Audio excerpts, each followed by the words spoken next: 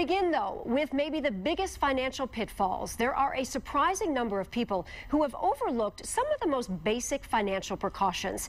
That can be devastating, especially when disaster strikes. 10 years after Karen Mendelson and her husband Harold were married, he went to take a run and never came back. He suffered a sudden heart attack. It was horrible. The second blow, neither she nor their 2 young children were named as the beneficiaries on his pension. He had neglected to switch it from his parents, and when Karen asked them, they said no. They said if our son left us as the beneficiaries he wanted us to have the money. Makes my heart. A recent survey from our partners at Consumer Reports found financial oversights or money stumbles are far too common. For example, in the last 5 years, 86% of respondents had not checked or updated important estate documents, including wills and those beneficiary designations. Rick Bloom is a financial planner.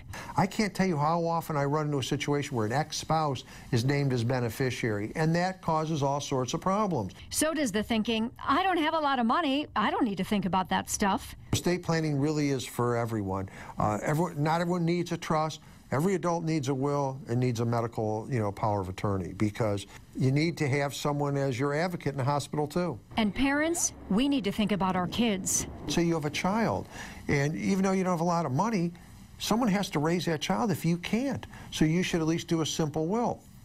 And there's forms these days that people can do a lot of this for free. Another money stumble, according to the Consumer Reports survey, with 70% of married couples, only one spouse knew key details about their accounts. I think everyone needs to do is a list, handwritten list, where your assets are located.